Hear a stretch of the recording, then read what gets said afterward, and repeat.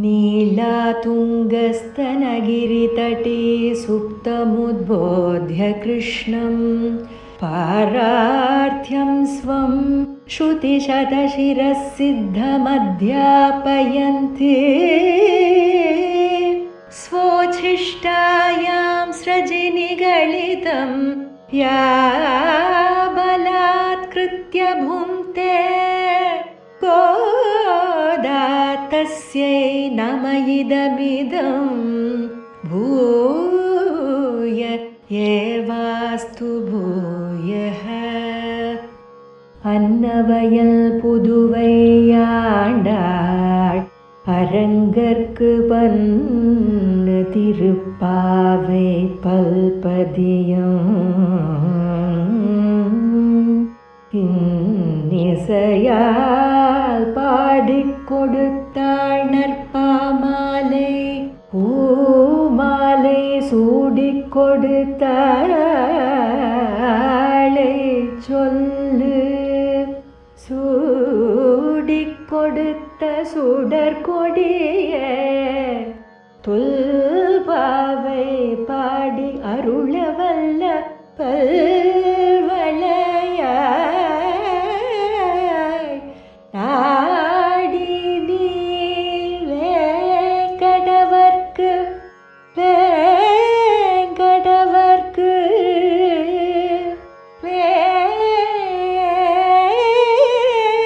வேங்கடவர்க்கு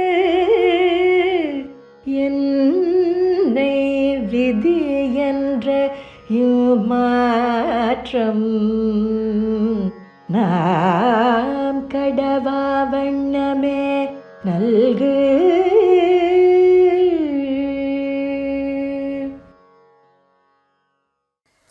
ஸ்ரீமதே ராமானுஜாய நமஹ.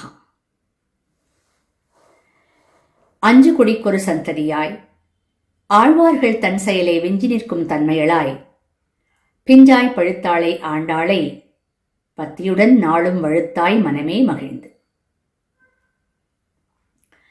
ஸ்ரீமத் வேதமார்க்க பிரதிஷ்டாபனாச்சாரியராய் உபய வேதாந்த பிரவர்த்தகாச்சாரியராய் பரமஹம்ச பரிவிராஜகாச்சாரியராய் எழுந்தருளியிருக்கும் ஸ்ரீ ஸ்ரீ எதுகுரு எதிராஜ ஜிய சுவாமியின் திருவடி தாமரைகளுக்கு அடியேனுடைய தண்டவ பிரணாமங்களை முதற்கண் சமர்ப்பித்துக் கொள்கிறேன். திவ்ய பிரபந்த தாரா என்ற பெயரில் கடந்த ஒரு வருட காலமாக எம்ஓபி சேரிட்டிஸுடன் இணைந்து ஸ்ரீமடத்தில் நடைபெற்றுக் கொண்டிருக்கக்கூடிய உபன்யாச தொடரில் பற்பல மகனீயர்கள் உபன்யாசம் செய்திருக்கிறார்கள். அதில் அடியேனும் ஒரு பாசுரத்திற்கு உபன்யாசம் செய்ய வேண்டும் என்பது நம்முடைய ஜிய சுவாமியின் பரந்த திருவுள்ளம். அதற்கு அனுகுணமாக இன்றைய தினம் திருப்பாவையில் உள்ள 22வது பாசுரமான அங்கண்மா ஞாலத்தரசர் என்று தொடங்கும் பாசுரத்தின் அர்த்த விசேஷத்தை அடியேனுக்கு தெரிந்த வரையில் ஓரளவு கோஷ்டியார் முன் விண்ணப்பம் செய்கிறேன். குற்றம் குறைகளை பொறுத்தருளுமாறு பிரார்த்தித்துக் கொள்கிறேன். ஸ்ரீ பூமி பிராட்டியின் அவதாரமான ஆண்டாள் அருளி செய்த திருப்பாவைக்கு பற்பல விசேஷார்த்தங்களை நம்முடைய பூர்வர்கள் அருளி செய்திருக்கிறார்கள். இப்படிப்பட்ட திவ்ய கிரந்தமான திருப்பாவையை வேதம் அனைத்துக்கும் வித்து என்று நாம் கொண்டாடுகிறோம். கண்ணனின் பெருமானை எப்படியாவது அடைந்துவிட வேண்டும் என்ற துடிப்பிலும் ஏக்கத்திலும் ஆண்டாள் அருளி செய்த பாசுரங்கள் தான் திருப்பாவையில் உள்ள 30 பாசுரங்கள். தன்னை ஆயர்பாடி பெண்களில் ஒருத்தியாக பாவித்துக் கொண்டு ஏனைய பெண்களோடு சேர்ந்து நோன்பு நோற்பதாக கற்பனை செய்து இயற்றிய பாசுரங்கள் தான் திருப்பாவை பாசுரங்கள். இந்த நோன்பினை ஆண்டாள் அனுகரித்தாள், கோபிமார்கள் அனுஷ்டித்தார்கள், நாம் அனுசந்தானம் செய்து கொண்டிருக்கிறோம். கண்ணனை அடைய வேண்டும் என்பதற்காக கோபிமார்கள் தங்களுக்குள்ளாகவே வார்த்தையாடிக்கொள்ளும் விதமாக இயற்றிய பாடல்கள்தான் திருப்பாவையில் உள்ள முதல் 5 பாசுரங்கள். அதன் பிறகு கோபிமார்கள் உறங்கச் சென்று விடுகிறார்கள். ஆனால் உறக்கம் வராத கோபிமார்கள், அதாவது முற்பட உணர்ந்த கோபிகைகள், உறங்கிக் கொண்டிருக்கும் கோபிமார்களை திருப்பள்ளி எழுச்சி எழுப்புவதாக ஒரு 10 பாசுரங்களை பாடியிருக்கிறார்கள். அதன் பிறகு அனைத்து கோபிமார்களும் சேர்ந்து கொண்டு கண்ணனிடம் நோன்பிற்கான உபகரணங்களை வேண்டி பெறுவதற்காக கண்ணனின் திருமாளிகைக்கு சென்று அங்குள்ள கோவில் காப்பான், வாயில் காப்பான் இவர்களை எழுப்பி அவர்களின் அனுமதியோடு உள்ளே செல்கிறார்கள். உள்ளே சென்ற பிறகு நந்தகோபர், யசோதை பிராட்டி, கண்ணனின் பெருமான், பலராமன் இவர்களை உணர்த்துகிறார்கள். அப்படியும் கண்ணனின் பெருமான் உணராமையாலே நப்பின்னையை விட்டுவிட்டோமே என்று எண்ணி அவளுக்காக சில பாசுரங்களை இயற்றி பாடினார்கள். பிறகு நப்பின்னை, கண்ணபிரான் இருவரையும் சேர்ந்து எழுப்ப நப்பின்னை மட்டும் வெளியே எழுந்து வந்து ஏனைய கோபிமார்களோடு கண்ணனின் பெருமானை எழுப்புவதாக அமைந்த பாசுரம்தான் 21வது பாசுரமான ஏற்ற கலங்கள் என்ற பாசுரம். இந்த பாசுரம் இன்றைய தினம் நாம் அனுபவிக்க இருக்கும் அங்கள்மா ஞாலத்தரசர் என்ற 22வது பாசுரத்திற்கு முந்தைய பாசுரம், அதாவது கீழ் பாசுரம் என்று சொல்லப்படுகிறது. இந்த பாசுரத்தில் கண்ணனை ஊற்றமுடையாய், திடப்பிரமாணமான வேத பிரமாண சித்தனே, எந்த பிரமாணங்களாலும் அழிக்க முடியாதபடி இருப்பவனே என்று அழைக்கிறார்கள். அதற்கு ஏற்றாற்போல் மாற்றார் உனக்கு வழி தொலைந்து உன் வாசற்கண் ஆற்றாது வந்து உன் அடிபடியுமா போலே போற்றியாம் வந்தோம். உன்னை போற்றி பாட வந்தோம், புகழ்ந்து பாட வந்தோம். எதை போல என்று சொன்னால், ஆழ்வாரைப் போலவும் பாட வந்தோம், பெரியாழ்வாரைப் போலவும் பாட வந்தோம் என்று கூறுகிறார்கள். அதன் பிறகு இந்த லோகத்தில் இருக்கும் அரசர்களை பற்றி இன்றைய தினம் நாம் அனுபவிக்க இருக்கும் அங்கள்மா ஞாலத்தரசர் என்று தொடங்கும் பாசுரத்தில் தெரிவிக்கிறார்கள். அதற்கு முன்பாக அந்த பாசுரத்தை அனுசந்தானம் செய்துவிட்டு பிறகு அர்த்த விசேஷங்களை நாம் அனுபவிக்கலாம்.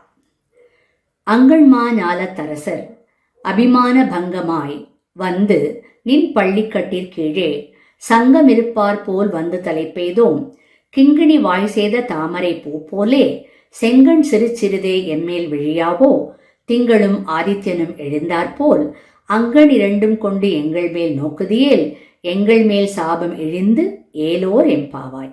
அதுதான் 22வது பாசுரம். இந்த பாசுரத்தின் சுருக்கமான அர்த்தத்தை பார்த்துவிட்டு பிறகு மேற்கொண்டு விரிவாக நாம் அனுபவிக்கலாம். ஆண்டாள் இந்த பாசுரத்திலே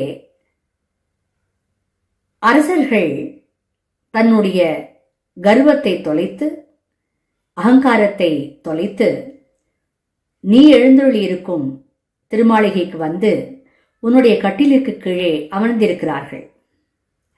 அதை போல நாங்களும் வந்திருக்கிறோம். கிங்கிணி என்று சொல்லக்கூடிய அழகான மணியை போன்ற திருவாயை உடையவனே, தாமரை போன்ற திருக்கண்களை உடையவனே, சந்திரனை போன்ற குளிர்ச்சியான கண்களையும் சூரியனை போன்ற பிரகாசமான கண்களையும் கொண்ட எம்பெருமானே, அந்த திருக்கண்களை கொண்டு எங்களை கடாட்சிக்க வேண்டும். அப்படி நீ ரட்சித்து விட்டாயேயானால் எங்கள் மேல் உள்ள அனைத்து சாபங்களும் போய்விடும் என்று ஆண்டாள் பிரார்த்திப்பதாக இந்த பாசுரம் அமைந்துள்ளது. இது மேலோட்டமாக இந்த அர்த்தம் சொல்லப்படுகிறது. நம்முடைய பெரியோர்கள் இதற்கு ஆச்சரியமான வியாக்கியானத்தையும் அர்த்த விசேஷங்களையும் அருளி செய்திருக்கிறார்கள். அதில் சிலவற்றை நாம் இன்றைய தினம் அனுபவிக்கலாம். இந்த லோகத்தில் இருக்கும் அரசர்கள் எப்படிப்பட்டவர்கள் தெரியுமா? ஒரு அண்டம் இருக்கிறது, மூவுலகங்களும் இருக்கின்றன, பல பிரம்மாண்டங்கள் இருக்கின்றன. இத்தனைக்கும் அதிபதியாக பகவான் இருக்கிறான். இத்தனைக்கும் அதிபதியான பகவானுக்கு எவ்வளவு அபிமானம் இருக்கும்! ஆனால் ஒரு சிறிய பிரதேசம், அதில் ஒரு காணி நிலம், அதை ஆட்சி புரிந்து கொண்டிருக்கும் அரசனுக்கு எப்படிப்பட்ட அபிமானம் இருக்கு தெரியுமா? தன்னை வெல்ல எவராலும் முடியாது, நான் தான் சாம்ராஜ்யத்தின் அதிபதி என்று பல மடங்கு அபிமானத்தோடு இருக்கிறான். நாம் எல்லாம் அடியேன் அடியேன் என்று சொன்னால் நம்மளவில்தான் இருக்கும். பிரம்மாதி தேவர்களும் அரசர்களும் ராஜாக்களும் அடியேன் என்று சொன்னால் அவர்களுக்கு ஏற்றாற்போல், பதவிக்கு ஏற்றாற்போல், ஐஸ்வர்யத்திற்கு ஏற்றாற்போல் அந்த அகங்காரம் இருக்கும். ஆக பதவி உயர உயர அகங்காரமும் கூடுகிறது. அப்படிப்பட்ட அங்கன்மா ஞாலத்தரசர்கள் கர்வம் தொலைந்து இன்று வந்திருக்கிறார்கள். அவர்களுடைய விரோதி ராஜாக்களாலே வெல்லப்பட்டு தோற்கடிக்கப்பட்டு வந்திருக்கிறார்கள். உன்னுடைய பள்ளிக்கட்டிற்கு கீழே வந்து தஞ்சம் புகுந்திருக்கிறார்கள் என்று ஆண்டாள் தெரிவிக்கிறாள்.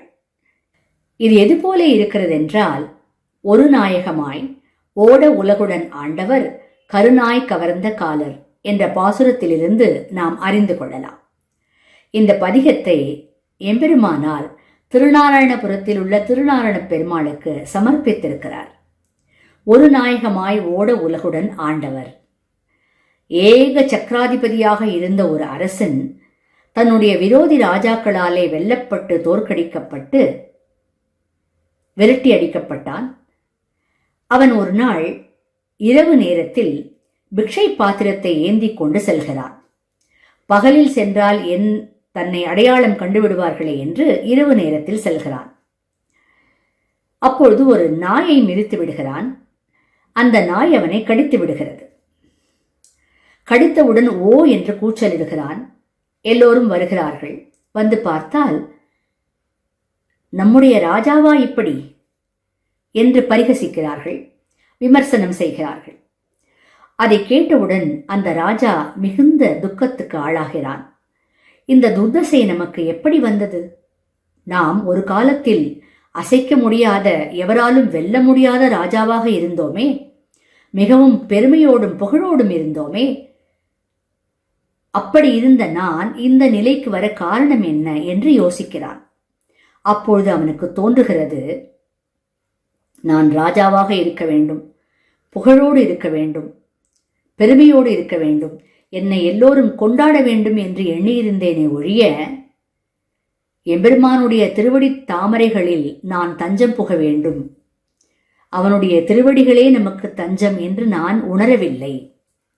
ஆகவேதான் எனக்கு இந்த வீழ்ச்சி, இந்த துர்தசை என்று உணர்கிறான். இதிலிருந்து நாம் தெரிந்து கொள்வது என்னவென்றால், இந்த உலகத்தில் இருக்கும் எந்த ஐஸ்வர்யமுமே நிரந்தரமானது இல்லை.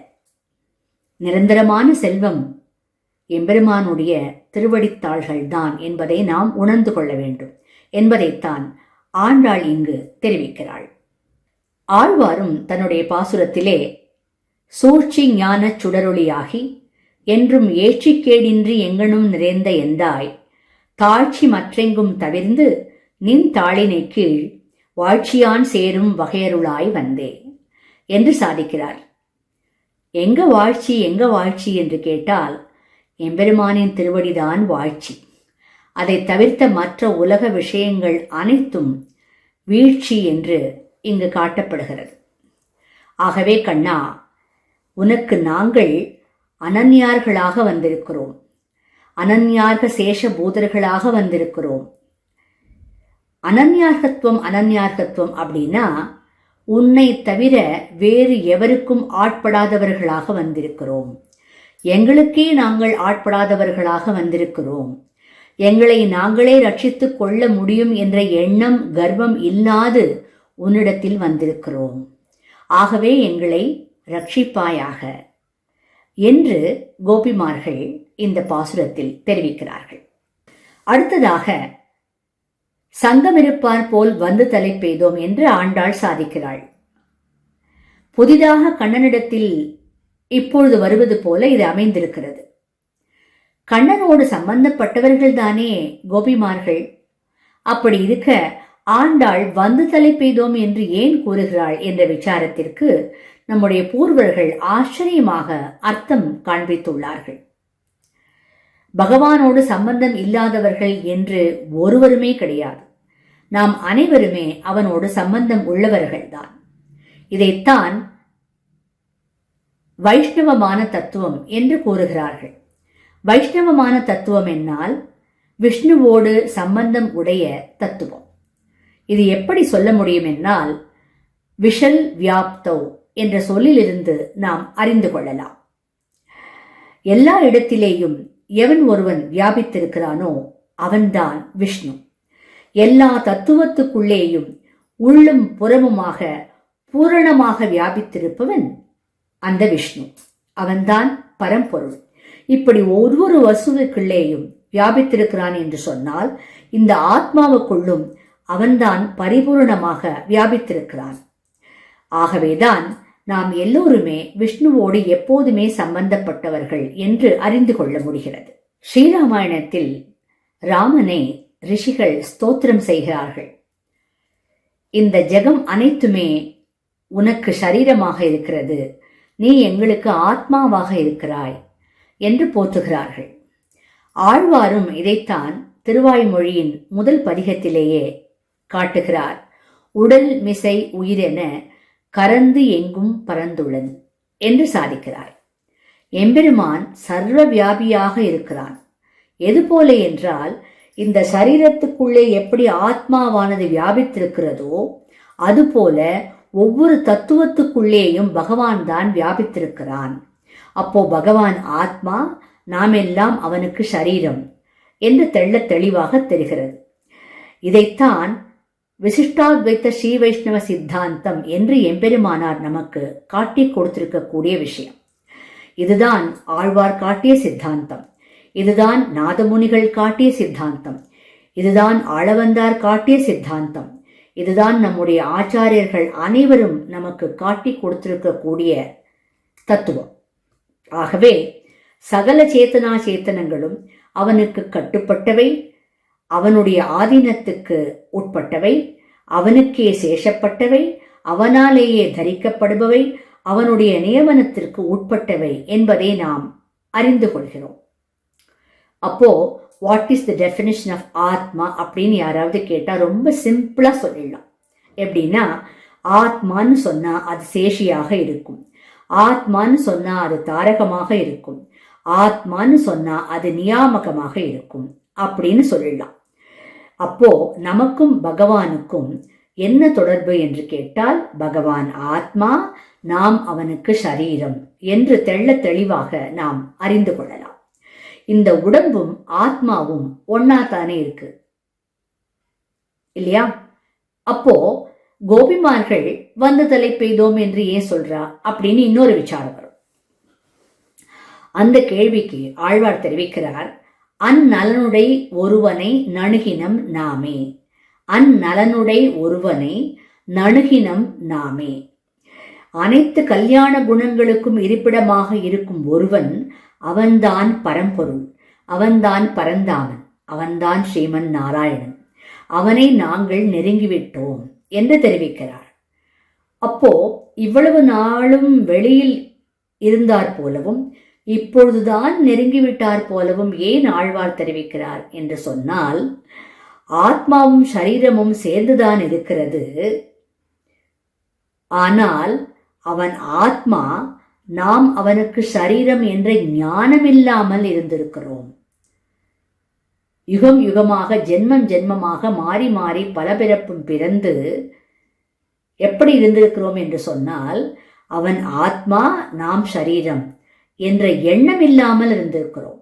சம்பந்தம் இருக்கிறது, ஆனால் அந்த சம்பந்தம் இருக்கிறது என்ற ஞானம் இல்லாமல் இருந்ததனால் இப்பொழுது அந்த ஞானம் வந்துவிட்டதால் ஆழ்வார் தெரிவிக்கிறார், நம்ம பெருமாள் கிட்டேயே போயிட்டோம் அப்படின்னு சொல்றார். அந்நலனுடை ஒருவனை நணுகினம் நாமே. ஞானம் வராத வரையில் பெருமாள் கிட்ட நம்ம போகவே இல்லை. அந்த ஞானம் வந்த பிறகுதான் பெருமாள் கிட்டேயே நம்ம நெருங்கியிருக்கோம் அப்படின்னு அர்த்தம். இந்த பாசுரத்திற்கு அதைத்தான் நம் பெரியோர்கள் காட்டி கொடுத்திருக்கிறார்கள். அப்படிப்பட்ட ஞானம் வந்த பிறகு நாம் எப்படி நடந்து கொள்ள வேண்டும்? அந்த எம்பெருமானின் நியமனத்திற்கு கட்டுப்பட்டு இருக்க வேண்டும், அந்த எம்பெருமானுடைய ஆனந்தத்திற்காகவே இருக்க வேண்டும், அந்த எம்பெருமான் தான் நம்மை தாங்கிக் கொண்டிருக்கிறான் என்ற எண்ணம் வேண்டும், நாம் நம்மை தாங்கிக் கொண்டிருக்கவில்லை என்ற புரிதல் வேண்டும். ஆக நம்மை தாங்குபவன் அவனே, நம்மை நியமிப்பவன் அவனே, நம் செய்கைகளால் ஆனந்தப்படுபவன் அவனே. அவன் எனக்கு ஆத்மா, எனக்கு சுவாமி, அவன் சேஷி, நான் அவனுக்கு சேஷபூதன், அவனைத் தவிர வேறு ஒருவராலும் என்னை ரட்சிக்க முடியாது என்ற ஞானம் வர வேண்டும். இதைத்தான் கோபிமார்கள் சொல்கிறார்கள்.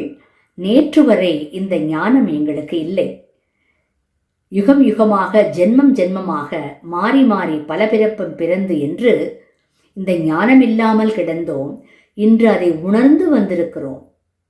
ஆகவே வந்து தலைப்பெய்தோம் என்று ஆண்டாள் சாதிக்கிறாள். எம்பெருமானுக்கும் நமக்கும் உள்ள சம்பந்த ஞானம் பற்றி ஒரு ஆச்சரியமான விஷயம் தெரிவிக்கப்படுகிறது. நமக்குத்தான் எம்பெருமானிடத்தில் சம்பந்தம் இருக்கிறதே, அதனால மோட்சம் உண்டா அப்படின்னு, அதனால மட்டும் மோட்சம் இல்லை. ஏன்னு கேட்டா, எம்பெருமானுக்கும் நித்திய சூரிகளுக்கும் என்ன சம்பந்தமோ அதே சம்பந்தம்தான் நமக்கும் எம்பெருமானுக்கும். எம்பெருமானுக்கும் ஆழ்வார்களுக்கும் என்ன சம்பந்தமோ அதே சம்பந்தம்தான் எம்பெருமானுக்கும் நமக்கும். எம்பெருமானுக்கும் ராவணனுக்கும் ஆஸ்திகனுக்கும் நாஸ்திகனுக்கும் என்ன சம்பந்தமோ அதே சம்பந்தம்தான் எம்பெருமானுக்கும் நமக்கும். ஆக சம்பந்தத்தை வைத்துக்கொண்டு மட்டும் மோட்சம் கிடைத்து விடுமா என்றால் அப்படி கிடைக்காது என்று கூறுகிறார்கள். ஏன் அப்படி கூறுகிறார்கள் என்றால், அதற்கும் மேலே ஒன்று வேண்டி இருக்கிறது. அது என்ன என்றால், எம்பெருமானுக்கும் நமக்கும் சம்பந்தம் இருக்கிறது என்ற ஞானம் இருந்தால்தான் நமக்கு மோட்சம் என்று இங்கு காட்டப்படுகிறது. ஆக சம்பந்தத்தால் மட்டுமே மோட்சம் இல்லை, சம்பந்தம் இருக்கிறது என்ற ஞானம் இருந்தால்தான் மோட்சம் என்று தெளிவாக கூறப்பட்டிருக்கிறது. இதற்கு 1-2 திருஷ்டாந்தங்களை நாம் அனுபவிக்கலாம். கங்கா ஜலம் இருக்கு. அந்த கங்கா ஜலம் எம்பெருமானுடைய ஸ்ரீபாத தீர்த்தம். அதை புஜித்தால் நமக்கு மோட்சம் என்று கூறப்படுகிறது. அந்த கங்கா ஜலத்திலே எத்தனை முதலைகள், மீன்கள், ஜந்துக்கள், பிராணிகள் இருக்கின்றன. இந்த அனைத்து பிராணிகளும், ஜந்துக்களும், முதலைகளும், மீன்களும் தினந்தோறும் அந்த கங்கா ஜலத்தை உணவாக உட்கொள்கின்றன. ஆனால் அவை அனைத்துக்குமே எம்பெருமான் மோட்சம் கொடுப்பதில்லையே, அவ்வாறு நாம் பார்ப்பதில்லையே. ஏனென்று கேட்டால், அந்த பிராணிகளுக்கும் ஜந்துக்களுக்கும் நாம் எம்பெருமானுடைய ஸ்ரீபாத தீர்த்தத்தை தான் உட்கொள்கிறோம் என்ற ஞானம் இல்லை. சம்பந்தம் இருக்கிறது, தீர்த்தத்தை புஜிக்கிறது, ஆனால் அந்த ஞானம் இல்லை.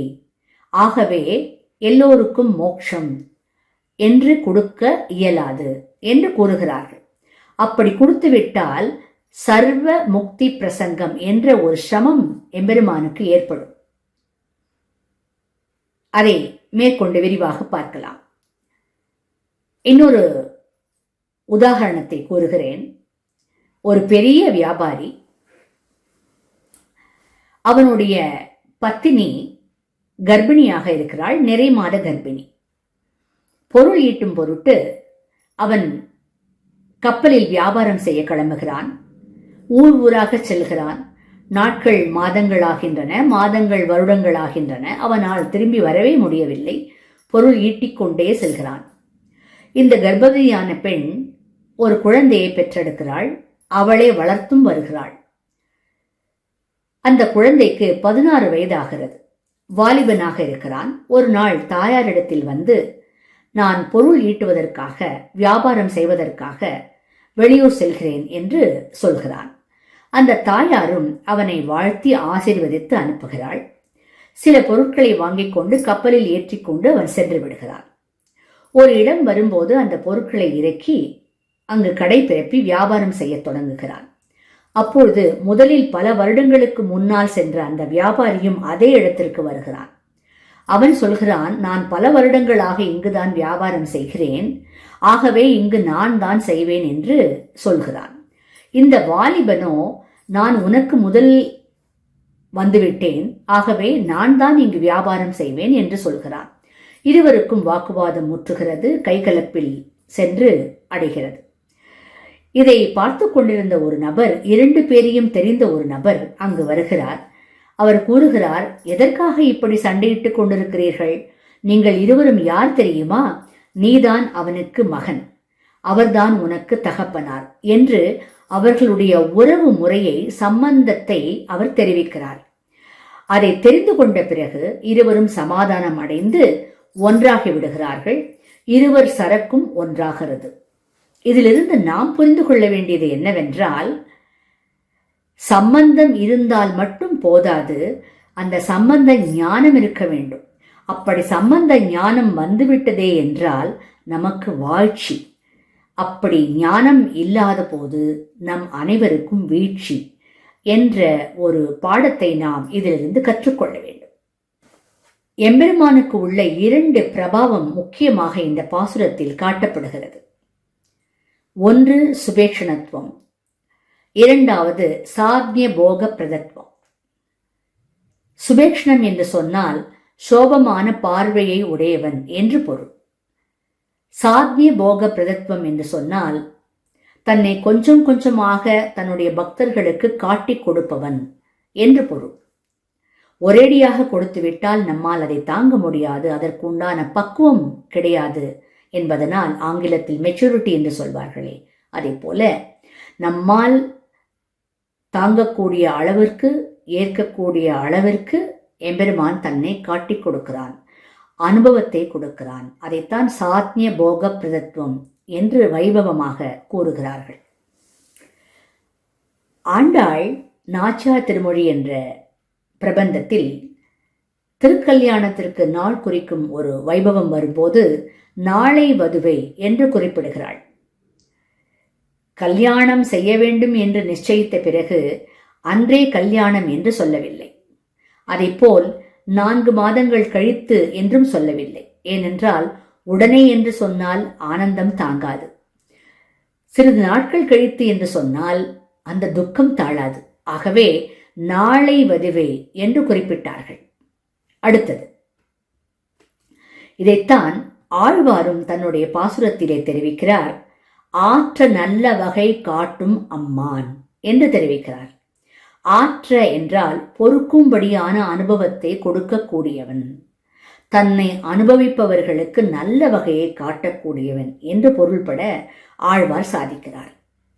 கோபிமார்கள் எல்லாம் ராசக்கிரீடை பண்ணும்போது எம்பெருமானுடைய பூர்ண அனுபவம் அவர்களுக்கு கிடைத்து விடுகிறது. ஆனால் அது தலைக்கு மேலேறி அவர்களால் அந்த சந்தோஷத்தை தாங்க முடியாமல் மிகுந்த பூர்ணானுபவத்தோடு ஆடிக்கொண்டிருக்கிறார்கள். பார்த்தான் கண்ணபிரான், எங்கே நாம் கோபிமார்களை இழந்து விடுவோமோ என்று தன்னை மறைத்துக் கொண்டான். கோபிமார்கள் கதறினார்கள், திரும்ப தன்னை காட்டிக் கொடுத்தான் என்று சரித்திரத்தில் பார்க்கிறோம். லீலாசுகர் ராசக்கிரீடியை வர்ணிக்கும் போது அங்கனாம் அங்கனாம் அந்தரே மாதவோ, மாதவம் மாதவம் அந்தரே அங்கனா என்று தெரிவிக்கிறார். ஒரு கோபிகை ஒரு கிருஷ்ணன், ஒரு கோபிகை ஒரு கிருஷ்ணன் என்று அந்த மண்டலம் முழுவதும் ராச மண்டலமாக அமைந்திருந்தது என்று தெரிவிக்கிறார். நம்முடைய ஆச்சாரியர்களும் ஒரு எடுத்துக்காட்டாக ஒரு விஷயத்தை இங்கு காண்பிக்கிறார்கள். ஆழ்வாரும் காட்டுகிறார். ஆழ்வாருடைய உச்சியிலே உட்கார்ந்து கொண்டு அனுபவத்தை தர வேண்டும் என்று எம்பெருமான் எண்ணினானாம். ஆனால் உடனடியாக அந்த உச்சியிலே சென்றுவிட்டால் ஆழ்வாரால் தாங்க முடியாது என்பதனால் அவன் என்ன செய்கிறான், சுத்தி சுத்தி வருகிறான் என்று ஆழ்வார் காட்டுகிறார். முதலிலே சுத்தி சுற்றி எம்பெருமான் வந்தான். அதன் பிறகு சிறிது நெருங்கி வந்தான். பிறகு மார்பில் வந்தான், திருவாயில் வந்தான், நெற்றியில் வந்தான், பிறகு உச்சத்திற்கு வந்தான், எனக்கு அனுபவத்தை கொடுத்தான் என்று இவையும் அவையும் என்று தொடங்கும் 10 பாசுரத்திலே ஆழ்வார் தன்னுடைய அனுபவத்தை எம்பெருமான் எப்படி தன்னை பூரணமாக காட்டிக் கொடுத்தான் என்பதை இங்கு காட்டுகிறார். அடுத்தது, கிங்கிணி வாய்ச்செய்த தாமரை பூ போலே செங்கண் சிறு சிறிதே எம்மேல் விழியாவோ என்ற பதத்திற்கு நாம் அர்த்த விசேஷங்களை பார்க்கலாம். கிங்கிணி என்று சொல்லக்கூடிய ஒரு அழகான மணி, அது போன்ற திருவாயை உடையவனே என்று பொருள். அடுத்தது, தாமரை பூ போலே செங்கண் சிறு சிறிதே எம்மேல் விழியாவோ, உன்னுடைய தாமரை பூ போன்ற கண்களை கொஞ்சம் கொஞ்சமாக திறந்து எங்களை கடாட்சிப்பாயாக என்று ஆண்டாள் தெரிவிக்கிறாள். இந்த தாமரை புஷ்பம் இருக்கிறதே, அது பகவானுடைய பரத்துவத்தை காட்டுகிறதாக நம்முடைய பூர்வர்கள் தெரிவிக்கிறார்கள். சாந்தோக்கிய உபனிஷத்துல சூரிய மண்டலத்திற்கு நடுவே பொன்மயமான ஒரு புருஷன் இருக்கிறான்.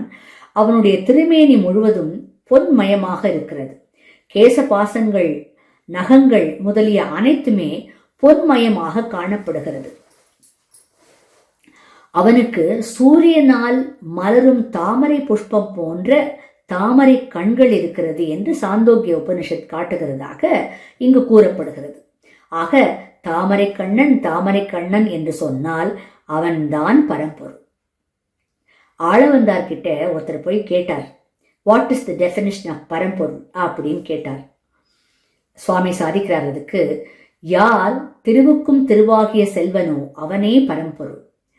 யார் சத்வகுணத்திற்கு எல்லாம் இருப்பிடமாக இருக்கிறானோ அவனே பரம்பொருள். கப் புண்டரீகாட்ச நயனகா, க்ஷமிக்கணும், கப் புண்டரீக நயனகா, யார் தாமரை கண்ணனோ அவனே பரம்பொருள். அதனால் ஆழ்வார் சாதிக்கிறார், அந்த கண்ணழகு எல்லோரையுமே தோற்கடித்து விடுகிறது என்று ஆழ்வார் சாதிக்கிறார்.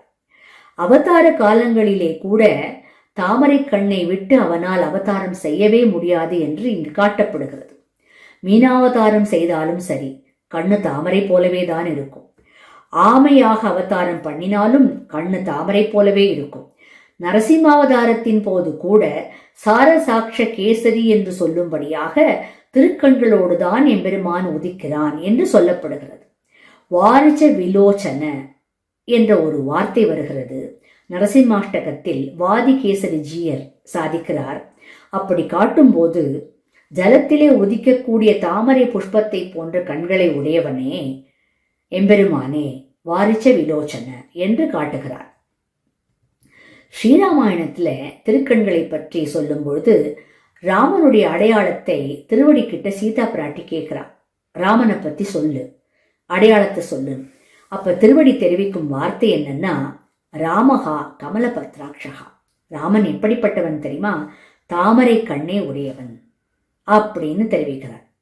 சோ ஆண்டாள் இங்க என்ன தெரிவிக்கிறா, இப்படிப்பட்ட தாமரை கண்களை உடையவனே செங்கண் சிறு சிறிதே எம்மேல் விழியாவோ, அந்த திருக்கண்களை கொண்டு கொஞ்சம் கொஞ்சமாக எங்களை நீ கடாட்சிப்பாயாக என்று பிரார்த்திக்கிறாள். அடுத்ததாக திங்களும் ஆதித்யனும் எழுந்தாற்போல் அங்கண் இரண்டும் கொண்டு எங்கள் மேல் நோக்குதேல் எங்கள் மேல் சாபம் இடிந்து ஏலோர் எம்பாவாய் என்று இறுதியாக அந்த பாசுரத்திலே ஆண்டாள் தெரிவிக்கிறாள். திங்களும் ஆதித்யனும் எழுந்தாற்போல், அது எப்படி ஒரு கண்ணு குளிர்ச்சியா சந்திரனை போல, இன்னொரு கண்ணு வெப்பமா சூரியனை போல எப்படி இருக்க முடியும்? எங்க பார்க்கலாம் அப்படின்னா இங்கு தெரிவிக்கிறார்கள், ஒரு கண்ணானது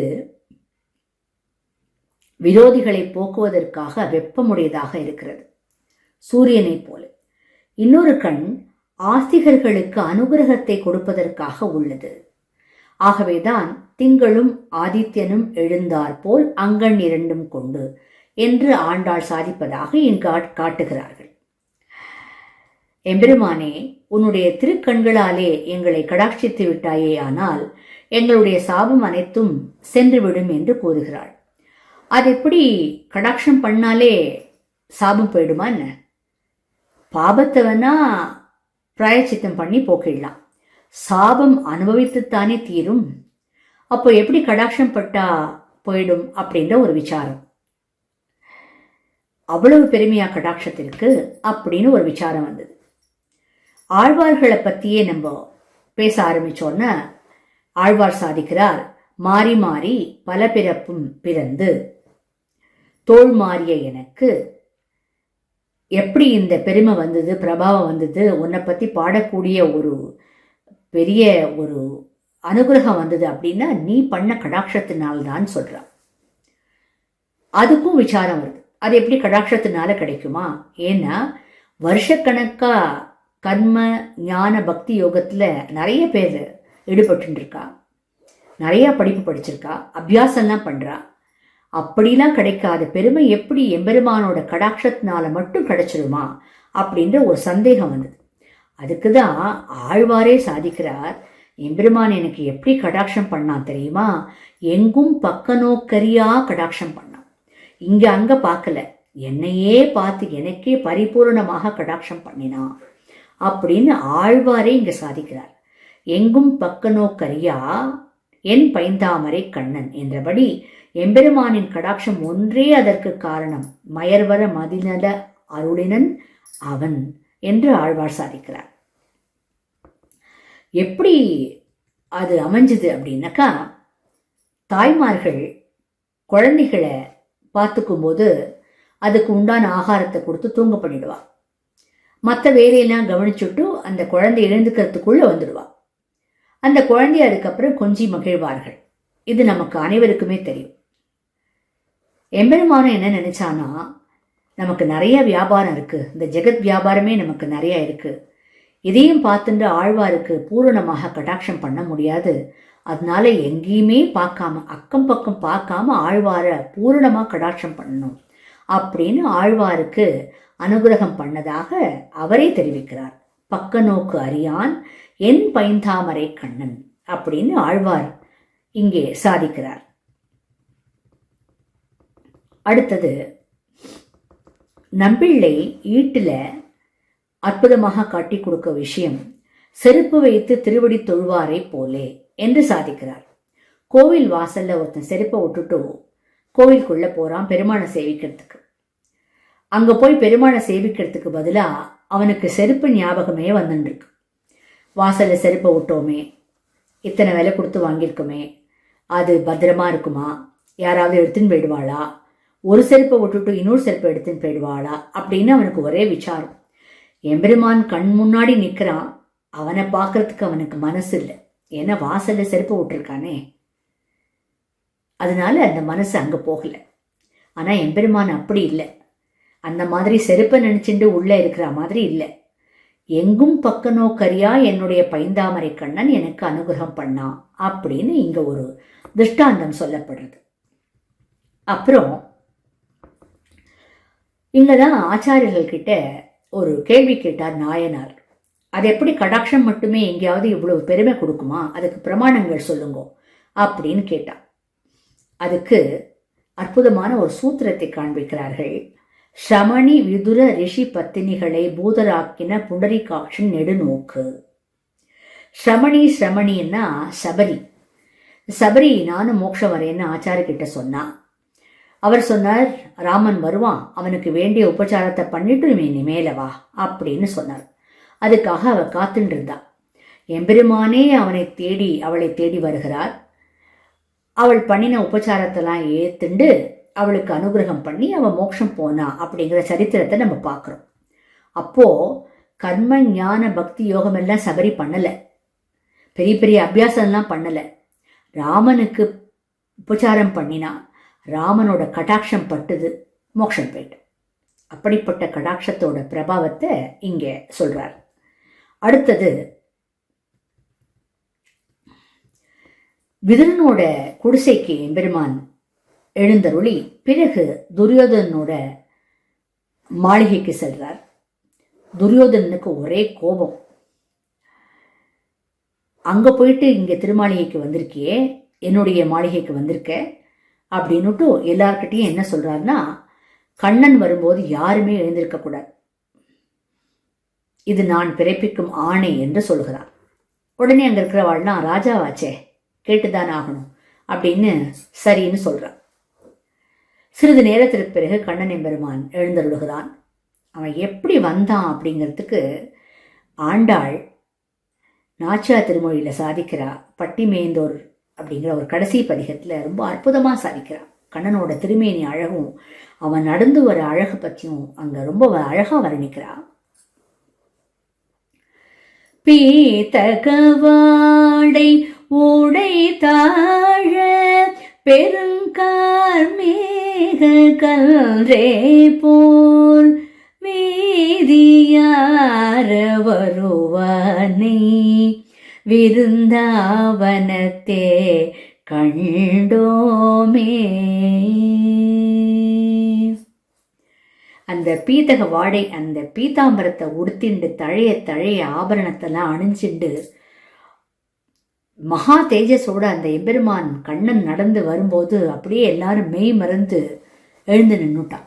துரியோதனோட திருமாளிகையில். திருப்பியும் துரியோதனுக்கு கோபம் வந்துடுது. நான் எழுந்துக்க கூடாதுன்னு சொன்னேனே, நீங்கள்லாம் எழுந்து எதுக்கு நிற்கிறீள் அப்படின்னு கேட்டான். அவ சொன்னா, ராஜா நீங்களே எழுந்து நிற்கிறீளே அப்படின்னு சொன்னான். அதுபோல எம்பெருமானோட வந்த அந்த தேஜஸ், அந்த கடாட்சம், அந்த திருக்கண்களை பார்த்துட்டா நம்மை நாமே மெய்மறந்து போய்விடுவோம். அந்த ராஜா சொன்னது கூட அவளுக்கு ஞாபகமே இல்லை. அவனே எழுந்து நின்னுட்டானே, துரியோதனே எழுந்து நின்னுட்டானே. அப்பேற்பட்ட ஒரு திருக்கண்களை உடையவன் எம்பெருமான் என்று இங்கே காட்டப்படுகிறது. இன்னொரு விஷயம், கண்ணன் அவனோட ஃப்ரெண்டோட விளையாடிட்டு இருந்தான். நிறைய இடைச்சிமார்களோட விளையாடிட்டு இருந்தான். ஒரே பசி, விளையாடி முடிச்சதும் ஒரே பசி. ரிஷிகள்லாம் பக்கத்தில் யாகம் மாதிரி பண்ணிட்டு இருந்தான். அங்கே போய் கொஞ்சம் பிரசாதம் வாங்கிட்டு வா அப்படின்னு இந்த குழந்தைகள்லாம் அமிச்சோம். அந்த குழந்தைகள் அங்கே போனால் கண்ணனுக்கு பசிக்கிறதுன்னு கேட்டால் அவள்லாம் சொன்னா, இல்லை இல்லை, இந்த யாகத்தில் ஆகுதி கொடுக்கறதுக்கு தான் இந்த பிரசாதம்லாம் வச்சுருக்கோம், கொடுக்க முடியாதுன்னு சொன்னான். உடனே அவள்லாம் குழந்தைகள்லாம் சோகத்தோட வருத்தத்தோடு வந்து கண்ணன்ட்ட சொல்கிறான். மறுபடியும் அவன் சொல்கிறான், ரிஷிகளோட பத்னிகள் இருப்பா, அவகிட்ட போய் கேளுங்கோன்னு சொல்கிறான். அந்த குழந்தைகள் அங்கே போகிறா, பத்னிகள் கிட்ட சொல்கிறா. அவள்லாம் கண்ணனுக்கு பசிக்கிறதா, இதோ வந்துட்டோம் அப்படின்னு சொல்லிட்டு எல்லா பிரசாதத்தையும் எடுத்துட்டு இந்த குழந்தைகளையும் அழிச்சுட்டு அங்கே வரா. கண்ணனுக்கு ஊட்டி விடுறா. கண்ணனுக்கு பசி ஆறுறது. அப்போது அந்த ரிஷி பத்னிகளோட பாபம் அனைத்தும், அவளுக்கு தடையாக இருந்த அத்தனை பாபத்தையும் கண்ணனோட ஒரு கட்டாட்சம் நிவர்த்தி பண்ணிடுறது, அந்த பாபத்தை போக்கிடுறது அப்படின்னு நம்ம இங்கே பார்க்குறோம். ஆக ரிஷி பத்தினிகளை புனிதர்களாக்கின நெடுநோக்கு, புண்டரீகாட்சன் நெடுநோக்கு அப்படிங்கிறதுக்கு இதை ஒரு உதாரணமாக தெரிவிக்கிறார்கள். இதை போல ஆண்டாள் தெரிவிக்கிறாள், அந்த திருக்கண்களை கொண்டு எங்கள் மேல் சாபம் இழிந்து ஏலோர் எம்பாவாய் என்று பிரார்த்திப்பதாக இந்த பாசுரம் நிறைவடைகிறது. இப்பொழுது இந்த நாள் பாட்டை அனுபவித்துவிட்டு பூர்த்தி செய்யலாம். அங்கண்மா ஞாலத்தரசர் அபிமான பங்கமாய் வந்து நின் பள்ளி கட்டிற்கீழே சங்கம் இருப்பார் போல் வந்து தலை பெய்தோம் கிங்கிணி வாய் செய்த தாமரை பூ போலே செங்கண் திருச்சிறுதே எம்மேல் விழியாவோ திங்களும் ஆதித்யனும் எழுந்தாற்போல் அங்கனிரண்டும் கொண்டு எங்கள் மேல் நோக்குதியேல் எங்கள் மேல் சாபம் இழிந்து ஏலோர் எம்பாவாய் என்று ஆண்டாள் தெரிவிக்கிறாள். இப்படியாக இந்த பாசுரம் பூர்த்தியாகிறது. இப்படிப்பட்ட ஆச்சரியமான பாசுரத்தின் அர்த்த விசேஷங்களை அடியேன் தெரிவிக்குமாறு நியமித்த ஸ்ரீ ஸ்ரீ ஜிய சுவாமியின் திருவடி தாமரைகளுக்கு மீண்டும் ஒரு முறை பல்லாண்டு பாடிக்கொள்கிறேன்.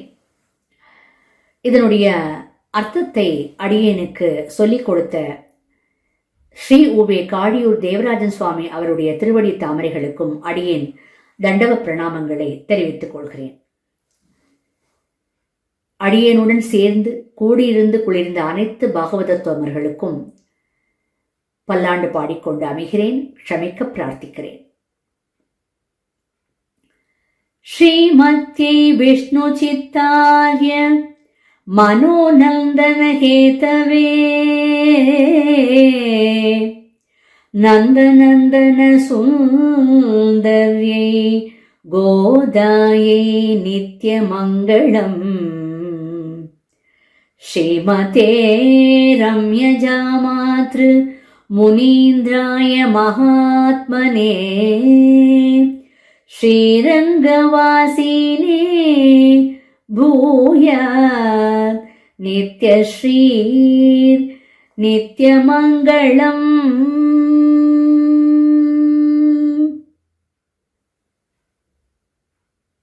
ஆண்டாள் திருவடிகளே சரணம். எம்பெருமானார் திருவடிகளே சரணம். ஜியர் திருவடிகளே சரணம்.